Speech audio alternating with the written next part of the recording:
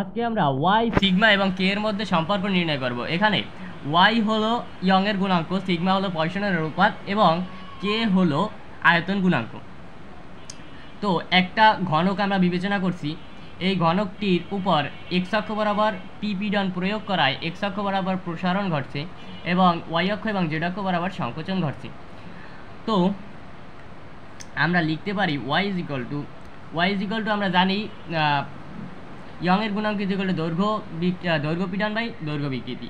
তো দৈর্ঘ্য পীড়ন লিখলাম, ওয়াই দৈর্ঘ্য বরাবর যেহেতু পীড়ন প্রয়োগ করা হয়েছে তাইলে লিখলাম দৈর্ঘ্য পীড়ন ভাগ দৈর্ঘ্য বিকৃতি না লিখে আমরা লিখি দৈর্ঘ্য প্রসারণ বিকৃতি।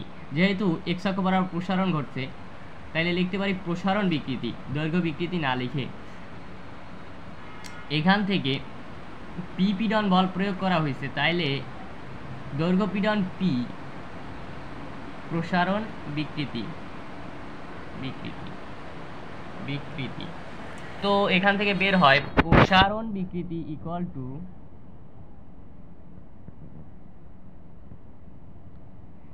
প্রসারণ বিকৃতি এখানে ভাগ আকারে আছে, এপাশে নিলে গুণ, আর ওয়াই এখানে গুণ আকারে আছে, এপাশে নিলে ভাগ। তো পি বাই ওয়াই। আবার আমরা জানি পয়সনের অনুপাত মাইনাস পার্শ্ব বিকৃতি ভাগ দৈর্ঘ্য বিকৃতি। তো এইখানে পার্শ্ব বরাবর যেহেতু সংকোচন ঘটছে তাহলে লিখতে পারি সংকোচন বিকৃতি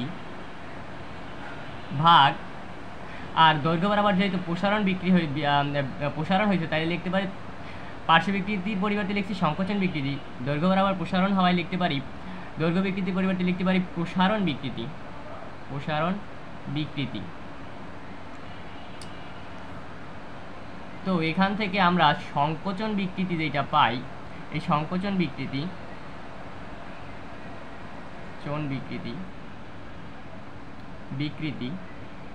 সংকোচন বিকৃতি এইখানে এই যে নিচে প্রসারণ বিকৃতি ভাগ আকারে আছে, এপাশে নিলে বাম পাশে আনলে গুণ। তো মাইনাস সংকোচন বিকৃতি ইজ ইকুয়াল টু প্রসারণ বিকৃতি ইন্টু সিগমা। তো লিখতে পারি সংকোচন বিকৃতি ইজ ইকুয়াল টু প্রসারণ বিকৃতি ইন্টু সিগমা। তো আর এই যে মাইনাসটা এই পাশে নিলে মাইনাস, তো প্রসারণ বিকৃতির মান পি বাই ওয়াই আর সিগমা, তো সিগমা এখান থেকে বের হয় পি সিগমা বাই ওয়াই।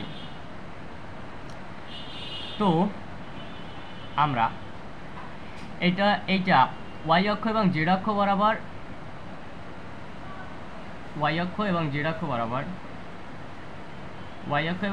বরাবর যেহেতু সংকোচন হয়েছে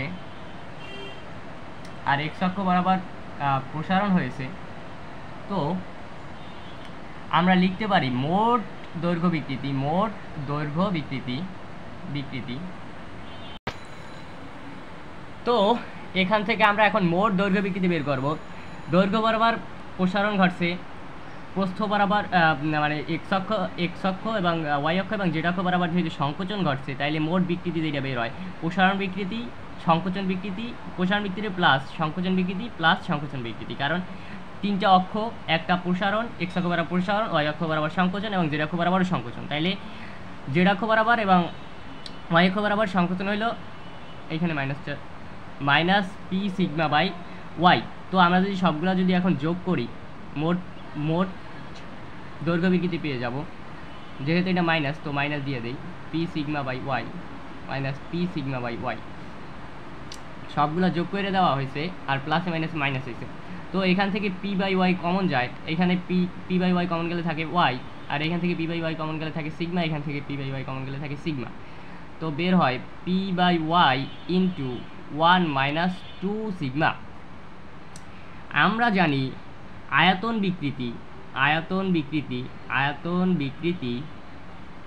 দৈর্ঘ্য বিকৃতির 3 গুণ, 3 ইন্টু দৈর্ঘ্য বিকৃতি।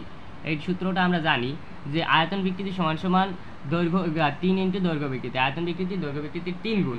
তো এইটা যেহেতু মোট দৈর্ঘ্য বিকৃতি তো লিখতে পারি 3 into P by Y into 1 minus 2 sigma. তো আমরা জানি কে আয়তন গুণাঙ্ক ইজ ইকুয়াল টু আয়তন পীড়ন। এখানে পীড়ন হয়েছে পি, আয়তন পীড়ন বাই আয়তন বিকৃতি। আয়তন বিকৃতি, আয়তন বিকৃতি বিকৃতি। তো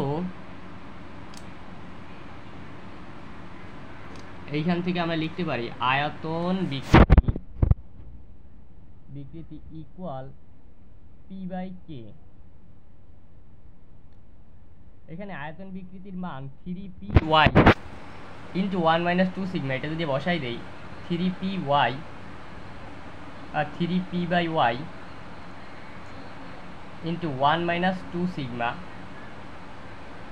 ইকুয়াল P/K। উভয় পাশ থেকে পিপি কাটা, উভয় পাশ থেকে পিপি কাটা গেলে আমরা পাই 3p/y ইন্টু 1 - 2 সিগমা ইন্টু পিপি কাটা গেলে থাকে 1/k উভয় পাশ থেকে।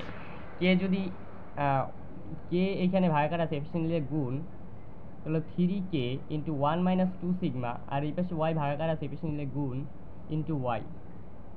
তাহলে y is equal to 3k into 1 - 2 sigma.